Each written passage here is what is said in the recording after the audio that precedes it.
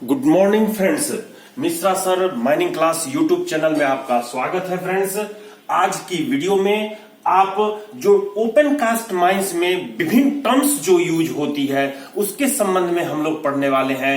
वो टर्मिनोलॉजी का डेफिनेशन और वो कहां यूज होती है वो पढ़ने वाले हैं। तो सबसे पहला जो आपको दिखाई दे रही है open cast mine. Open cast mine का डेफिनेशन माइंस एक्ट 1952 के सेक्शन 2 के तहत डेफिनेशन में दी हुई है। ऐसा क्वायरी या एक्सकवेशन जहां से मिनरल की सर्चिंग या ऑब्टेनिंग के लिए चलाई गई है या चलाई जा रही है जो सुपर जेसेंट ग्राउंड फॉर्म न करता हो। तो ये डेफिनेशन आपने देखा कि ऐसा क्वायरी या एक्सकवेशन जहां से मिनरल के ऑब्टेनिंग या सर्चिंग के लिए कोई ऑपरेशन चलाई जा रही है या चलाई गई है जो सुपर जेसेंट ग्राउंड फॉर्म न करता हो। सुपर जेसेंट ग्राउंड न फॉर्म करता हो ऐसा क्वायरी या एक्सकवेशन जहां से मिनरल के ऑब्टेनिंग या सर्चिंग के लिए कोई ऑपरेशन चलाई जा रही है या चलाई गई है जो सुपर जेसेंट ग्राउंड न फॉर्म करता हो। ये डेफिनेशन हो गई ओपन कास्ट माइन की जो माइंस एक्ट 1952 के सेक्शन 2 के अंतर्गत दी गई है। तो फ्रेंड्स, ये आप समझ गए होंगे और आप रीड भी कर ले होंगे। अब नेक्स्ट टर्म पर आते हैं जो दूसरी टर्म है बेंच का फेस। बेंच का फेस, तो आप ये जो टर्मिनोलॉजी है जिसमें आप ये कहते हैं कि ये आपके सामने बेंच नंबर 1 है और ये बेंच नंबर 2 है। अब यहां पर आप ए वाली पोर्शन को जो कि क्रेस्ट कहते हो, CREAST क्रेस्ट कहते हो, और इसको जो है आप टो कहते हो, इसको टो कहते हो। तो यहां पर जो टॉप बेंच की ये वाली अपने टॉप बेंच का ये टो है कहिए तो क्रेस्ट है और ये जो बेंच है इसकी टो है। तो इसको मिलाने वाली जो लाइन होती है तो इसका डेफिनेशन हम लोग कहेंगे लाइन ज्वाइनिंग, लाइन या फेस ज्वाइनिंग या प्लेन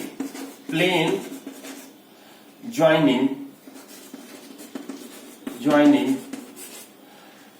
the toe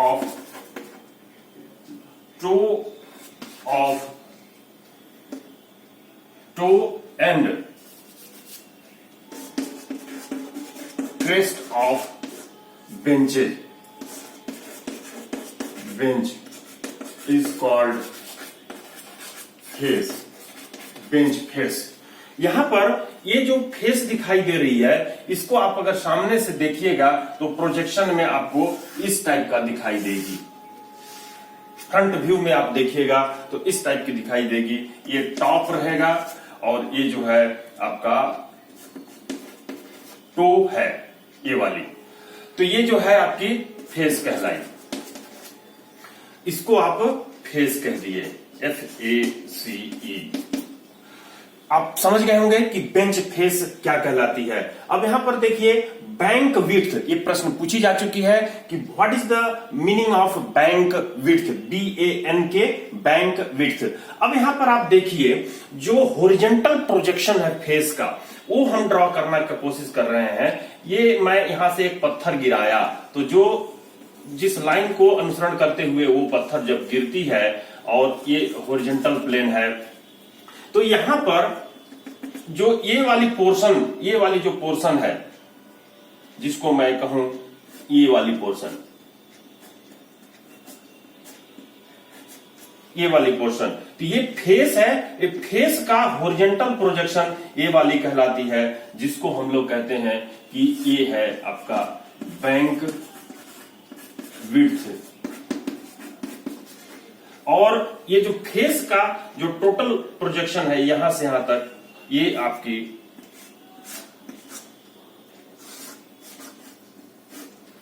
आप ये तो कहते हैं क्या चीज, विड्थ ऑफ बेंच, इसको आप कहते हैं विड्थ ऑफ बेंच। यहां से यहां तक को कहते हैं आप W, विड्थ ऑफ बेंच। लेकिन ये जो बॉटम में आप प्रोजेक्शन करते हैं, जिसको आप कहते हैं, इसको मैं मिटा देता हूं, जो आप फेस की डेफिनेशन को लिखे थे इसको मैं मिटा देता हूं। तो यहां पर आपको जो ये जो हॉरिजॉन्टल प्रोजेक्शन है, हॉरिजॉन्टल प्रोजेक्शन,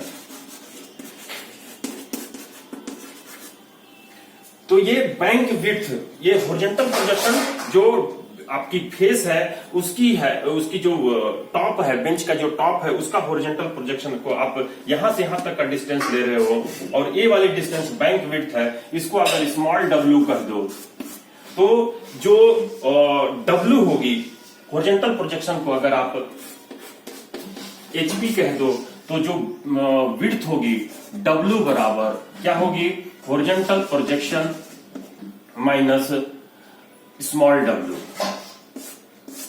अब ये कितनी है इसको निकालने के लिए देता है कि अगर यहां पर मानते हैं कि आप ये 90 डिग्री एंगल है, ये जो एंगल है आपका जो बेंच एंगल कहते हैं, बेंच एंगल कहते हैं, ये जो है आपका bench angle theta,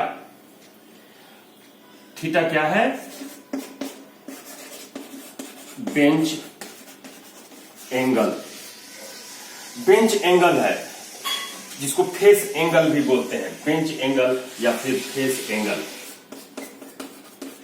face angle. तो यहां पर जो थीटा की वैल्यू होती है, आप ये कहते हो जो कोलमाइस रेगुलेशन है उसके तहत कि इसकी 60 डिग्री से अधिक नहीं है, अगर इसकी अधिक डिग्री की करनी है तो आप जो है डीजीएमएस का, सीएम साहब का, चीफ इंस्पेक्टर ऑफ माइन साहब का परमिशन लेकर के आप इसको एंगल को बढ़ाते हो। तो यहां पर जो बेंच एंगल है जिसको फेस एंगल भी कहते हैं, उसको अगर कैलकुलेट करना हो, आपका ये जो है वर्टिकल लाइन है जिसको आप कहते हो बेंच हाइट, इसको आप कहते हो बेंच हाइट, तो ये कैपिटल H हो गई और ये कैपिटल H है, और यहां तक कि ये वाली जो फेस है ये जो आपकी कहलाती है फेस हाइपोटेनियस, तो यहां पर ये हाइपोटेनियस और ये बेस और परपेंडिकुलर, इन तीनों के बीच से रिलेशन से आप निकाल सकते हो। 2 अगर दिया हुआ है तो तीसरा आप निकाल सकते हो, या 2 दिया होता है तो आप जो है एंगल भी जो है निकाल लेते हो। यहां पर टेन थीटा इक्वल्स टू लंब और tan theta equals to perpendicular by base से आप जो है, ये बेस जो है स्मॉल w है और परपेंडिकुलर जो है आपका कैपिटल H है, उससे जो है थीटा भी आप निकाल लेते हो, यानी बेंच एंगल भी निकाल लेते हो। अगर बेंच एंगल पता है तो हॉरिजॉन्टल और ये जो आपकी हाइट है वो भी निकाल सकते हो, या बैंक विड्थ भी जो है आप निकाल सकते हो। तो ये आपकी टर्मिनोलॉजी है। मैं यहां पर इसकी डेफिनेशन को लिख देता हूं, मिटा दूं इसको।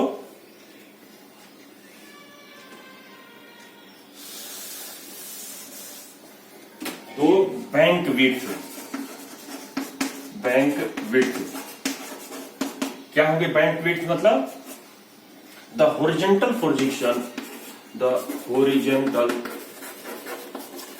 Projection of face is called bank width. आप ये समझ गए कि बैंक विड्थ जिसको आप स्मॉल w से डिनोट कर रहे हो, बैंक विड्थ। अब आपको उसको टेन थीटा से आप एक फार्मूला भी निकाल सकते हो। आपके लिए एक प्रश्न देता हूं, लिखो प्रश्न कि if the height of OB bench is 5 meter and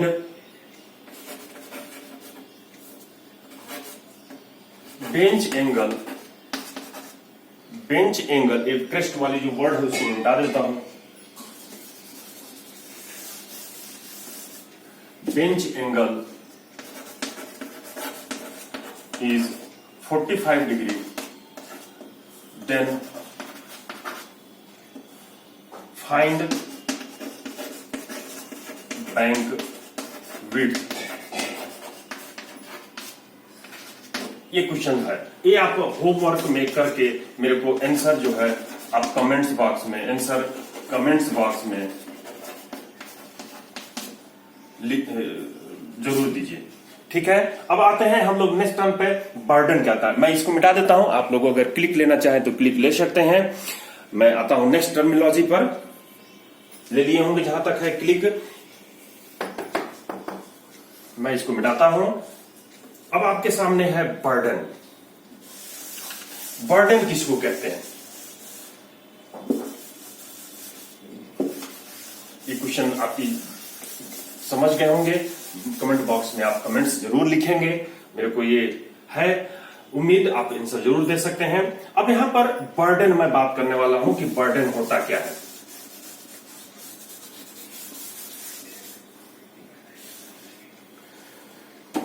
ये एक ड्रिलिंग पैटर्न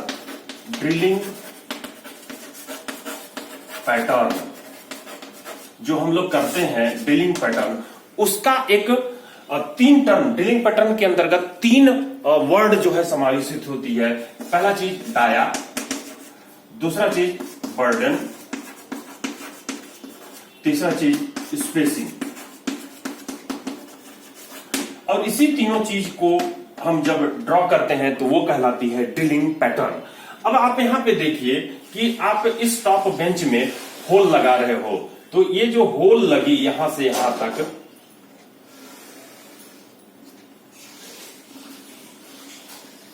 ये होल और एक होल आप ये लगाए हो, तो यहां ये जो आपकी फेस का एज है, ये जो फेस का एज है, और इसको मैं प्रोजेक्ट कर रहा हूं नीचे की ओर, ये यहां पे आ रही है और ये यहां पे आ रही है। तो इसको मैं आपको टॉप व्यू, जब आप एरोप्लेन में चढ़ गए हो और वहां से देख रहे हो तो अपना बेंच का टॉप कैसा दिखाई देगा, उसको मैं दिखाने का कोशिश कर रहा हूं, जो कि ये वाली है। ये वाली फेस आपको दिखाई देगी, लेकिन ये यहां से यहां तक जो है आपको,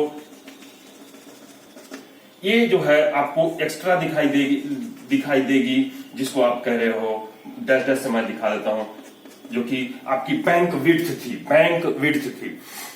लेकिन यहां पर अभी आपको बताना है कि ये जो होल लगी है, इस होल को आप अगर ऊपर से देखोगे तो ये कुछ ऐसा दिखाई देगी। ये होल आपने लगाया, दूसरा होल लगाया, तीसरा होल लगाया, ये चौथा होल लगाया, तो यहां पर जो आपकी ये डिस्टेंस है फेस से, जो आपकी यहां पर FACE फेस है, फेस से जो ये आपने पहला रो लगाया है, ये जो रो का, पहले रो का फेस से जो डिस्टेंस है, जिसको आप अगर ये जेट क्रॉस से कर दें तो ये जो डिस्टेंस है, इसी को हम लोग कहते हैं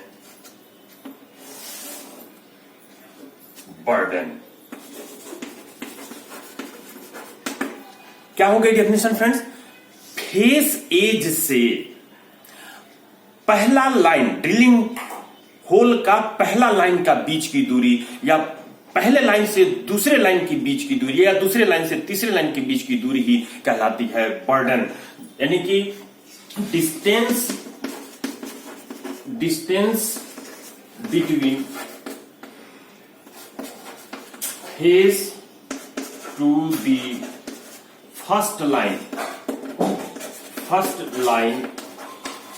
or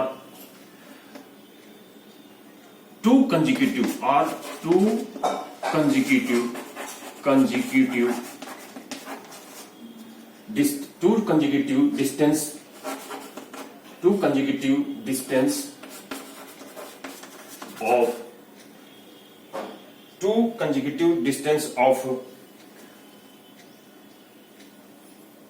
two consecutive distance of two line of two consecutive line of holes, two consecutive lines of holes, लिख दीजिए two consecutive lines of hole,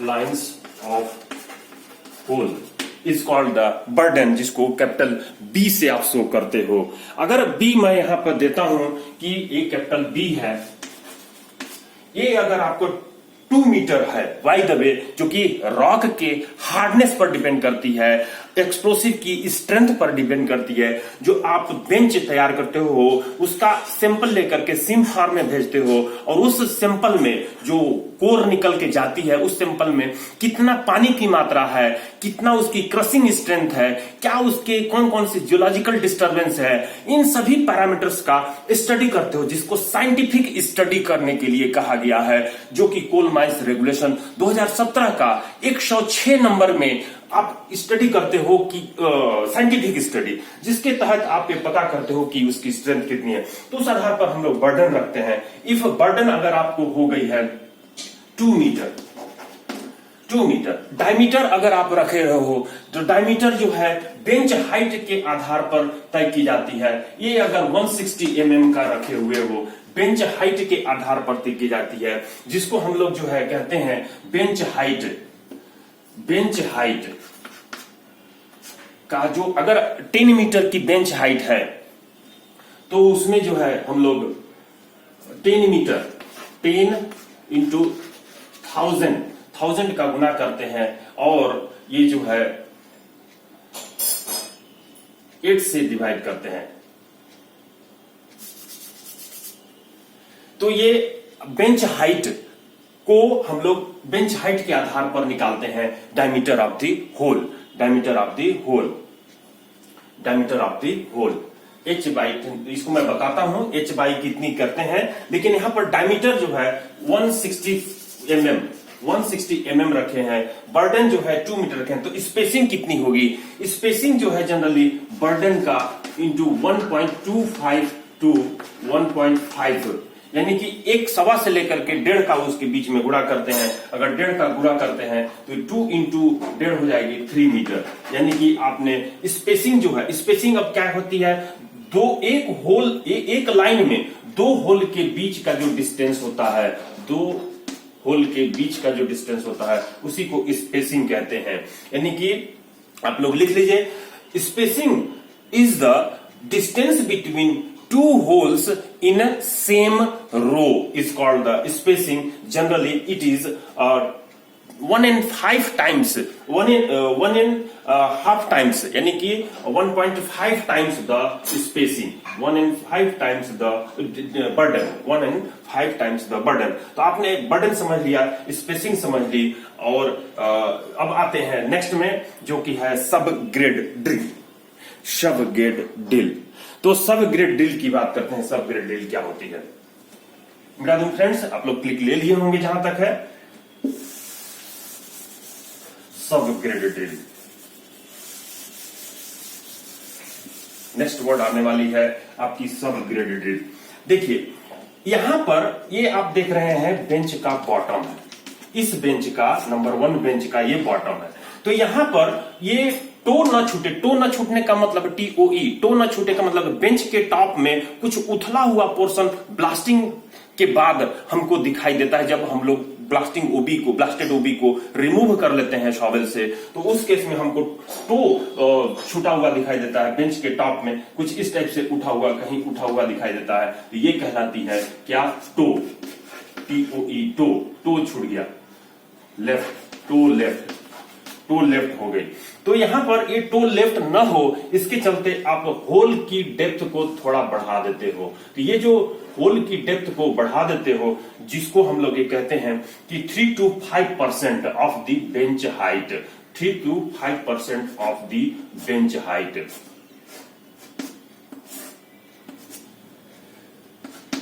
increase the depth of short hole for preventing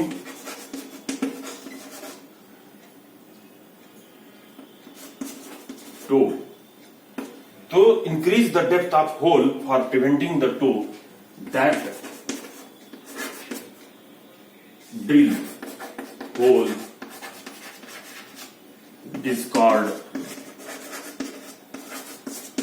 subgrade drilling. Drilling. तो यहां पर it is 3 to 5% of the bench height. अगर ये 10 metre है, आपके लिए प्रश्न है कि ये 10 मीटर है तो उस केस में आपका सबग्रेड ड्रिल कितनी होगी। प्रश्न मैं आपको यहां पे दे रहा हूं, प्रश्न लिख लीजिए।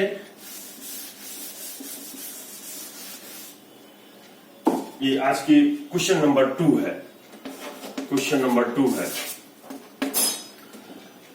If the bench height 10 meter, then find the subgrade